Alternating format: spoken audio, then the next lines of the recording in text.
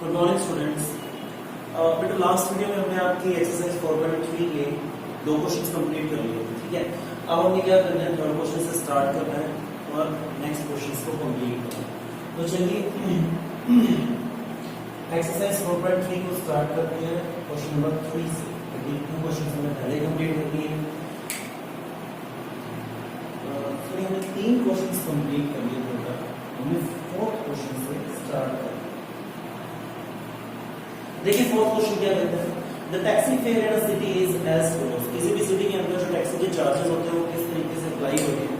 एक particular city है, हर एक सिटी में ऐसा नहीं होता, ठीक है। क्या कहता है, for the first kilometre the fair is ₹8। आपको पहले किलोमीटर के लिए ₹8 पे करने पड़ेंगे and for the subsequent distance, और जो बाकी बचे डिस्टेंस है, ठीक है, उसको कैसे आपको पे करना है, इट इज ₹5 पर किलोमीटर। बाकी बची हुई डिस्टेंस के हर एक किलोमीटर के अकॉर्डिंग आपको ₹5 पे करने पड़ेंगे, ठीक है। मींस टू से अगर मैं 10 किलोमीटर जा रहा हूँ तो 1 किलोमीटर के ₹8 तो देने ही देने हैं, बाकी जो 9 किलोमीटर बचे हैं उनके 1 किलोमीटर के मुझे हर एक 1 किलोमीटर के ₹5 देने हैं। तो 9 5 45 45 और 53 रुपीस मुझे टोटल देने पड़ेंगे, ठीक है। इस तरीके से अच्छा नेक्स्ट क्या कह रहा है, taking the distance covered as x kilometre and the total fare as ₹y, ठीक है। Write a linear equation for the information and towards here. आप पहले क्या ऐड कर लीजिए कि आपके पास टोटल जो डिस्टेंस आपने कवर किए वो x किलोमीटर है, ठीक है, और जो बाकी बची हुई जो आपके टोटल रुपीस जो लगे हैं वो कितने हैं, y, ठीक है। सबसे पहले हम क्या करेंगे, लेट जो फिर है, ठीक है, total distance that to be covered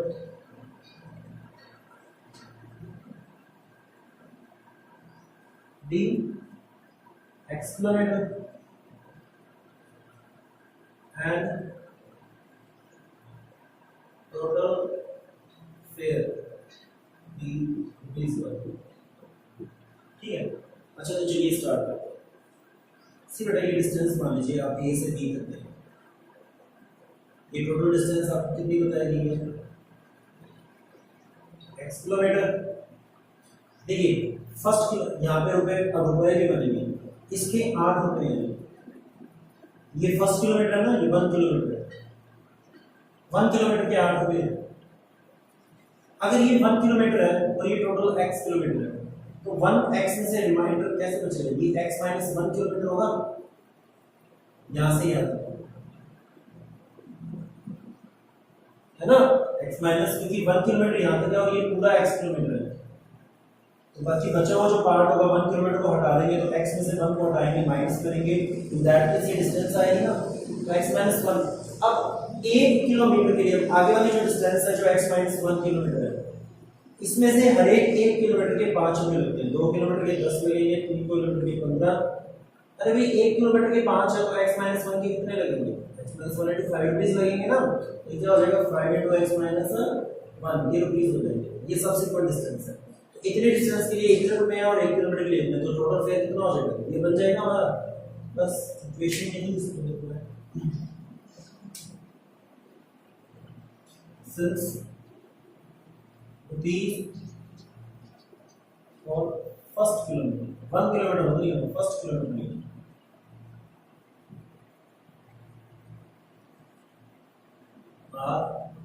₹8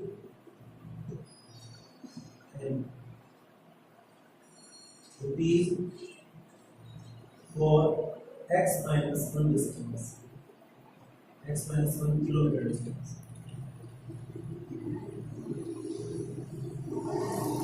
5 into x minus 1, here is therefore total fare y है ना, इज कितना हो जाएगा, 8 plus 5x minus 1 हो जाएगा, 8 plus 5x minus 5 into 1 is 5, 8 minus 5 3 plus 5x, या फिर हम इसे 5x plus 3 भी लिख सकते हैं। तो ये मेरे पास क्या हो गया है, इक्वेशन बन गई है। अब इक्वेशन के अकॉर्डिंग हमें ग्राफ प्लॉट करना है, तो आप जानते हो ग्राफ के लिए हमें टेबल चाहिए, तो टेबल हम कैसे बनाते हैं बेटा,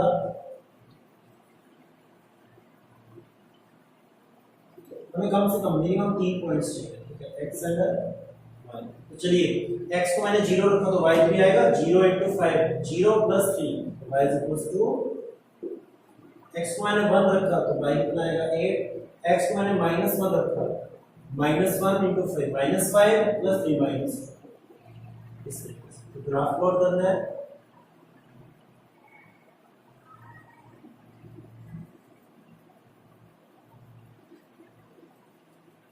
तो 1 2 3 4 5 6 7 8 1 2 3 4 5 माइनस में बाई 2 है तो -1 -2 -3 एक में ले लीजिए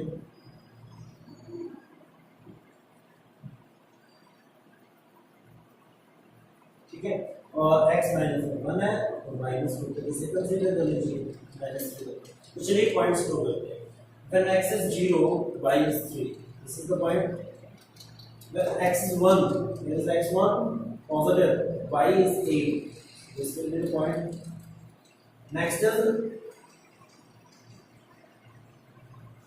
when x -1 y is -2 here it is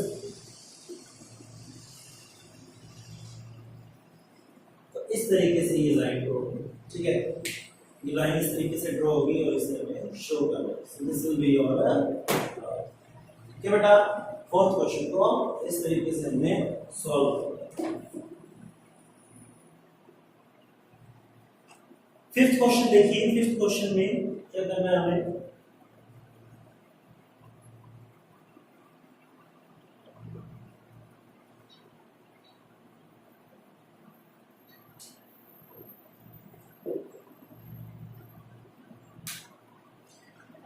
from the choices given below, choose the equation whose graph are given in this. तो मैं आपके सामने ग्राफ बनाता हूँ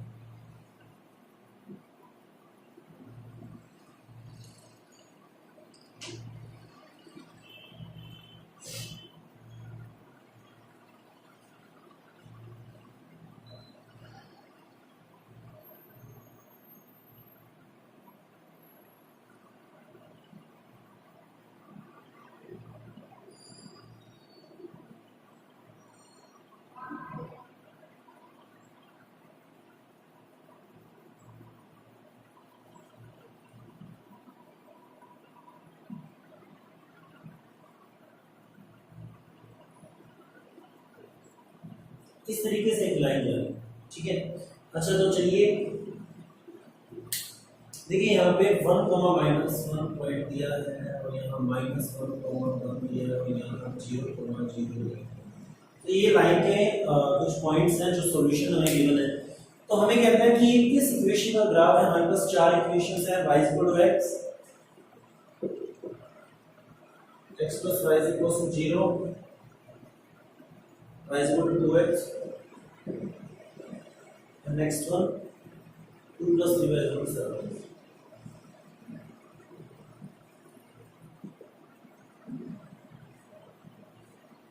7x तो बताना है कि ये किस इक्वेशन की ग्राफ है तो बेटा इधर थोड़ा सा ध्यान देना बहुत ज्यादा इजी है कुछ नहीं इसके सॉल्यूशन जो है आप भी जानते हो जिस भी लाइन पे ग्राफ है इसके सॉल्यूशन उसको सेटिस्फाई करेंगे कंप्लीट एलएचएस आरएचएस इक्वल बनेगा तो सबसे पहले देखिए y मैं पहले क्वेश्चन को पिक करता हूं सॉल्यूशन क्या -1 कौन होता है ये एक सॉल्यूशन उठाता हूं मैंने x को -1 रखा x को -1 तो क्या y 1 बन रहा है y -1 बन रहा है ये इक्वेशन का ग्राफ है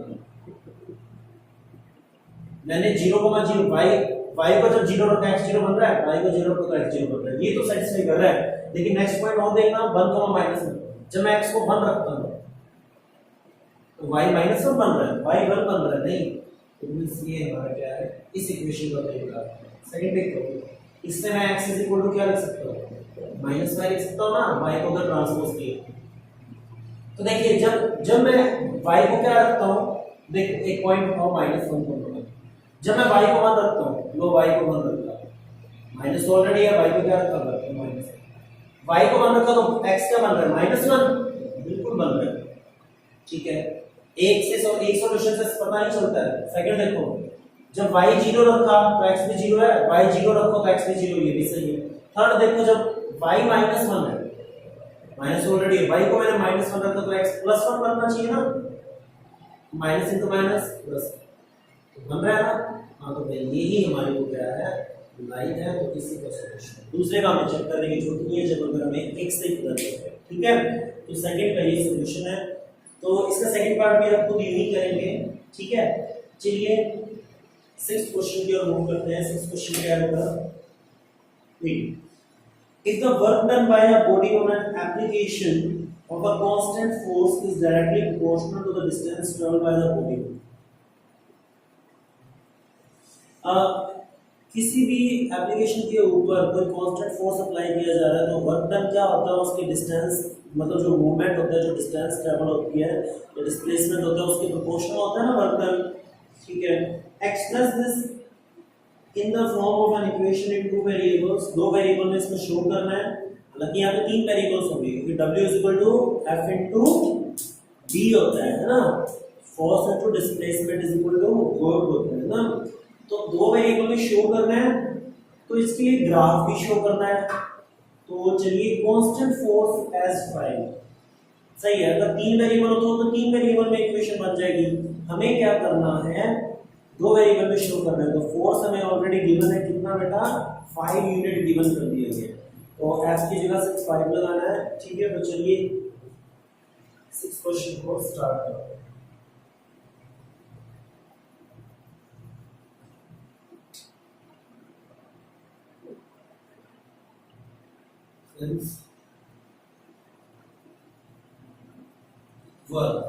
वर्क इज इक्वल टू क्या होता है बेटा, फोर्स इनटू डिस्टेंस।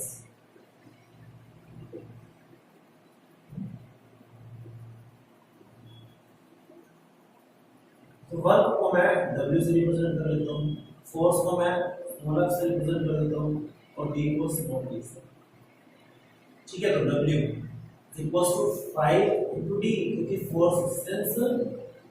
फोर्स हमें क्या दिया हुआ है, 5 यूनिट दिया हुआ है, मैंने फोर्स की जगह 5, ठीक है। तो ये टू वेरिएबल में एक इक्वेशन होगी हमारी w और d में। Let w is x axis, w को x एक्सिस मान लेता हूं x की तरह, और d जो डिस्टेंस है उसको y एक्सिस की तरह ट्रीट करते हैं। तो देयरफॉर फॉर ग्राफ एक बनानी पड़ेगी,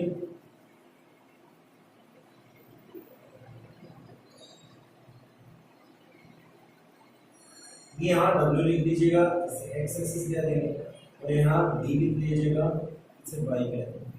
तो जब D 1 है, पहले 0 लिख लीजिए, 0 है, 0 है तो 0, D 0 है तो W 0, क्यों D into D 0, 0 to 5 0, D 1 रखा 1 into 5 D 2 रखा, तो ग्राफ प्लॉट कर देंगे।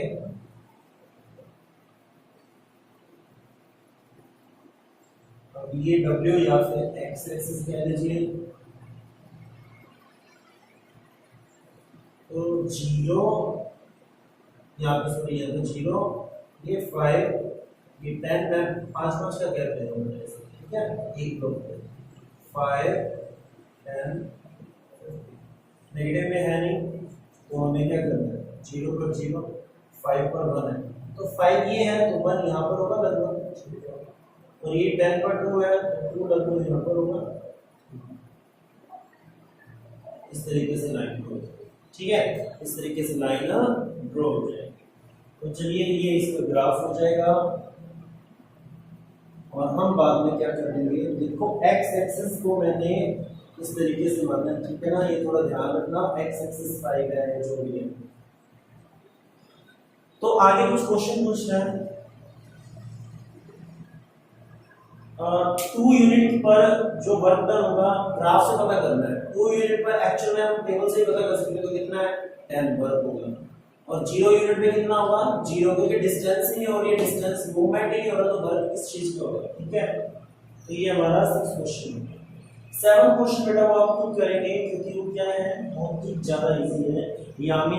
यामिनी एंड फातिमा दो गर्ल्स हैं, वो प्राइम मिनिस्टर फंड के अकॉर्डिंग क्या करती है, रुपीज कलेक्ट करती है, ठीक है, कंट्रीब्यूशन करती हैं और उनका टोटल जो कंट्रीब्यूशन है वो 100 रुपीज का है। तो आप इसके लिए ग्राफ बनाइए और इसको linear equation in two variables में भी लिखते हैं।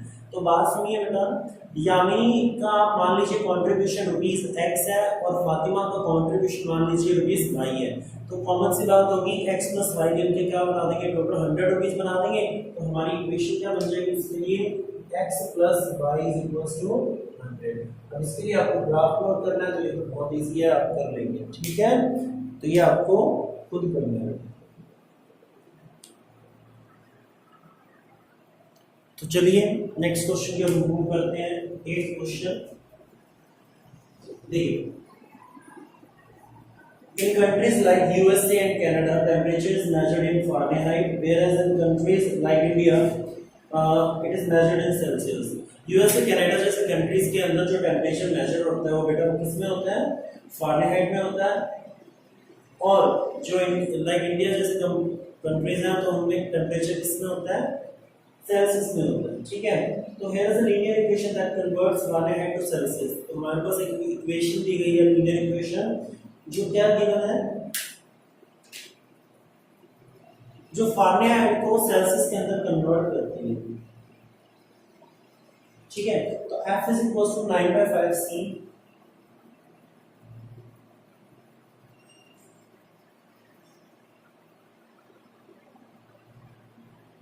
मतलब अगर मैं इसमें C की वैल्यू कुछ रखूं तो जो वैल्यू आएगी वो किसकी होगी, फारेनहाइट की होगी। सेल्सियस किसमें कन्वर्ट हो जाएगा, फारेनहाइट में। ठीक है, तो चलिए draw the graph of the equation, linear equation above using Celsius for x axis and Fahrenheit for y axis.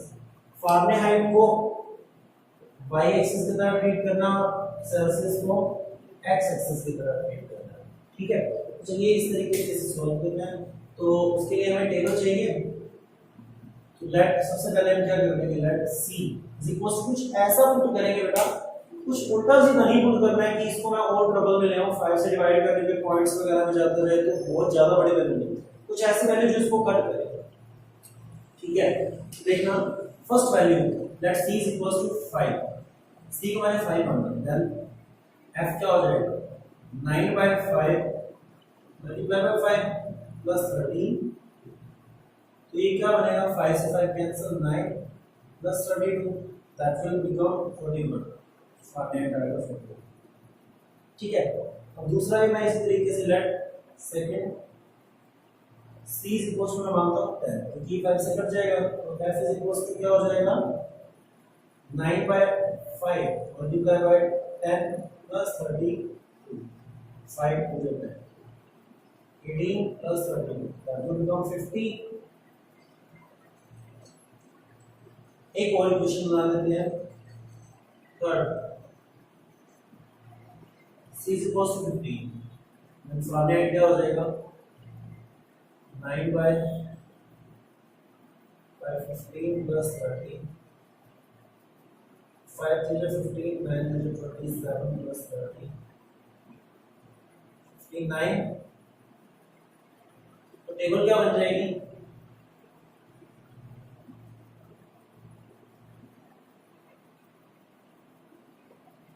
Celsius और फारेनहाइट, क्योंकि x ये x एक्सिस है,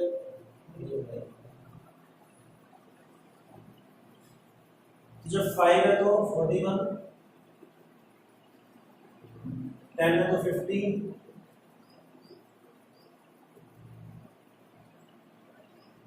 और 15 है तो 59। ग्राफ प्लॉट करेंगे। अब थोड़ा सा यहाँ ये ध्यान रखना है, जब ग्राफ प्लॉट करेंगे अपने, हमें x और y एक्सिस पर कैसे लेट करनी है वैल्यूज।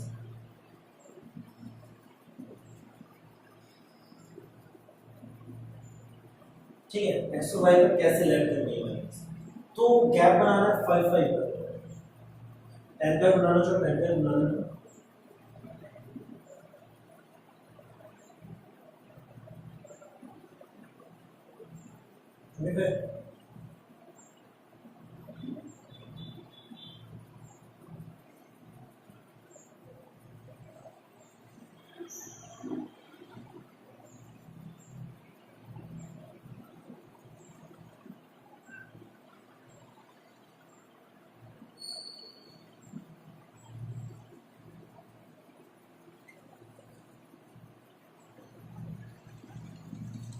तो मोस्ट ऑफ पॉजिटिव ही है, हालांकि यहाँ लिखना चाहो तो लिख देना। अच्छा तो चलिए स्टार्ट करते हैं। When x is 5 y is 41, x is 5 y is 41, तो यहाँ पे 10 ब्लॉक्स होंगे तो 2 ब्लॉक्स का 1 नंबर आएगा, तो ये हमने बना दिया 5 40। नेक्स्ट 10 50 10 50, थर्ड इज 15 59 15 59, आंसर यहाँ होगा। तो इसको जब हम क्या करते हैं, जूम कर देंगे तो ये हमारे पास क्या आ जाएगी 9, ठीक है, इस तरीके से। तो ये हमारे पास क्या हो जाएगी 9। अब देखिए ये तो हमने ग्राफ ड्रॉ कर दिया। सेकंड क्वेश्चन क्या है, if the temperature is 30 degree Celsius what is the temperature in Fahrenheit. जब 30 डिग्री सेल्सियस है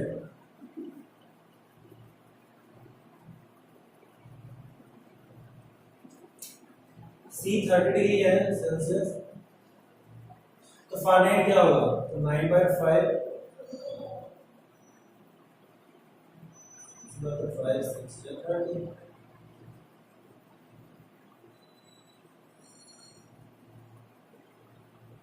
फारेनहाइट में क्या हो जाएगा 60 फारेनहाइट। टेम्परेचर अगर 95 डिग्री फारेनहाइट है तो सेल्सियस में क्या होगा, तो आप इसमें 90 रख लेंगे। कितना टेम्परेचर फारेनहाइट में बेटा 95 डिग्री, 95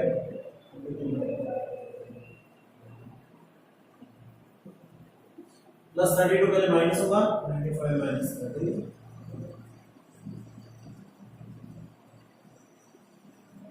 ठीक है। तो ये 3 6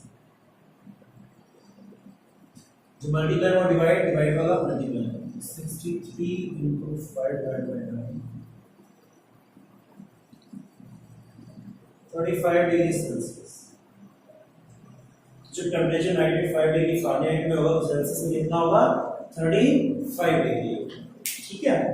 अच्छा फोर्थ देखिए, if the temperature is 0 degree Celsius what is the temperature in Fahrenheit. If the temperature is 0 degree Fahrenheit what is the temperature in Celsius. तो ये तो आप क्वेश्चन करेंगे बेटा, ठीक है। अब देखिए, is there a temperature which is numerically the same in both Fahrenheit and Celsius, if yes find it. ये ग्राफ से पता लगेगा। आप जब ग्राफ पे इधर जाओगे बेटा मूवमेंट करोगे तो ये -41 पर कट करेगा, ठीक है। ये क्या होगा, ग्राफ आपका क्या करेगा -41 पर कट करेगा। देखिए कैसे, यहाँ पे आप रखिए फारेनहाइट को -41 रखिए,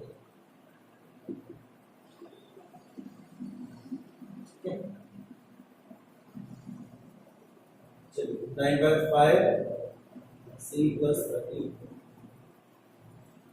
32 उधर गया -41, ये 40 होना चाहिए, 40 -40 टेम्परेचर रखिए आप, तो माइनस के 32 इज इक्वल टू 9/5